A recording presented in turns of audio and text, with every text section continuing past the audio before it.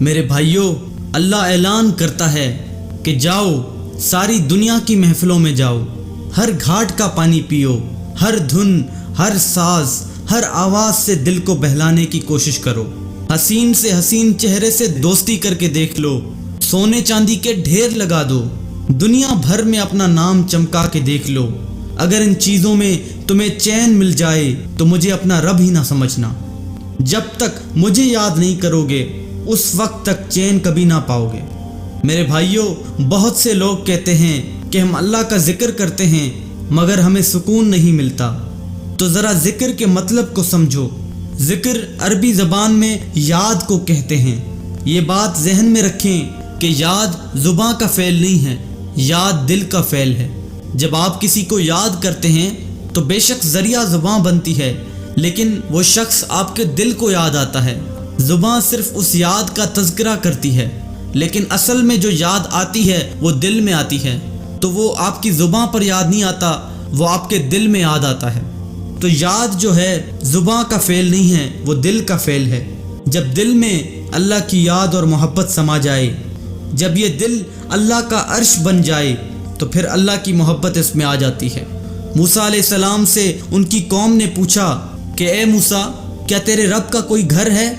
تو اللہ نے فرمایا تیرا رب کسی مکان میں نہیں اترتا، نہ تیرا رب کسی زمانے میں اترتا ہے، ہاں ایک جگہ ہے جہاں تیرا رب آ جاتا ہے، اور وہ جگہ میرے بندے کا پاک دل ہے۔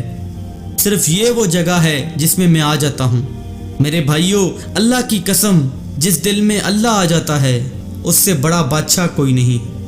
ہر تمنا دل سے رخصت ہو گئی، اب تو آجا، اب تو خلوت ہو گئی، ایک تجھ سے کیا محبت ہو گئی، ساری دنیا ہی سے نفرت ہو گئی۔ شیخ عبد القادر جیلانی کو ملک سنجر نے کہا تھا کہ نیلم دوز افغانستان کا ایک صوبہ ہے۔ ملک سنجر نے شیخ عبد القادر جیلانی کو کہا کہ نیلم دوز کا سارا صوبہ آپ کی خدمت میں ہدیہ، اس کی ساری آمدنی آپ اٹھائیں اور اپنے مریدوں پر خرچ کریں۔ تو انہوں نے ارشاد فرمایا، جس دن سے میرے اللہ نے مجھے راتوں کو اٹھنے کی بادشاہی عطا کی ہے، میں تیری ساری سلطنت کو ایک جو کے بدلے میں بھی لینے کو تیار نہیں ہوں۔ اس دل کو اللہ کا عرش بناؤ، پھر اس دل کی کیفیت دیکھنا، پھر تمہیں صدارت والوں پر بھی افسوس ہوگا کہ یہ کیسے بد نصیب لوگ ہیں جنہیں اللہ کی یاد کی لذت ہی نصیب نہیں۔ اس دل میں اللہ کے علاوہ کسی کو مت آنے دو، اگر یہاں کوئی اور آ گیا تو یہ سب سے بڑا ظلم ہے۔ میرے بھائیوں، ہم نے سب کچھ کر کے دیکھ لیا، ہم نے اس دنیا کے پیچھے بھاگ کے بھی دیکھ لیا، ہم نے ہر سال گاڑی بدل کے بھی دیکھ لی، ہم نے سیر و تفریح کر کے بھی دیکھ لیا، ہم نے بڑے بڑے گھر بنا کے بھی دیکھ لیے، دنیا کی ہر عیش و عشرت کو دیکھ لیا، لیکن پھر بھی اس دل کی بے چینی دور نہیں ہوتی۔ کیوں میرے بھائیوں، کبھی آپ نے غور کیا ہے؟ وہ اس لیے دور نہیں ہوتی کہ اس کی بے سکونی صرف اللہ کی یاد سے دور ہوگی۔ یہ بے چینی اور یہ بے سکونی اس سے دل لگانے سے دور ہوگی، اس کو دل میں اتارنے سے دور ہوگی۔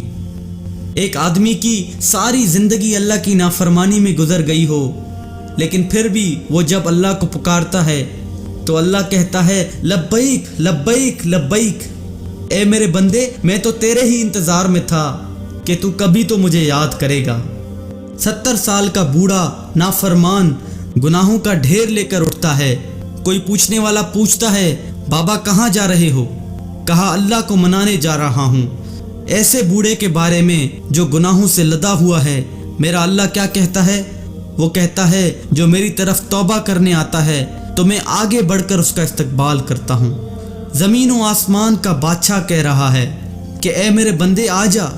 یہ آیت یہ تصویر پیش کرتی ہے کہ اللہ محبت کی باہیں پھیلا کر کہتا ہے میرے نافرمان بندے، تو مجھ سے ڈر نہیں، تو آ تو صحیح۔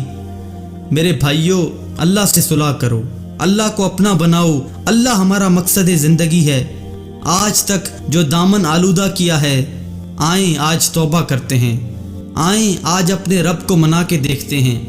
ہم نے ہر گھاٹ کا پانی پی کے دیکھ لیا، آئیں اب اللہ کی رضا کا پانی پی کے دیکھتے ہیں، آئیں اب رسول اللہ کی چوکھٹ کا پانی پی کے دیکھتے ہیں۔ میرے بھائیوں، مجھے اور آپ کو چاہیے کہ ہم اپنی پرانی زندگی کے لیے اللہ کے آگے سچی توبہ کریں اور اس کو راضی کریں۔ ایک بار اس کو راضی کر لیا تو پھر دنیا کے سارے مسئلے حل ہو جائیں گے، پھر ہمارے لیے یہ دنیا بھی آسان ہو جائے گی اور ہماری آخرت بھی آسان ہو جائے گی۔ اللہ ہم سب کو عمل کرنے کی توفیق دے۔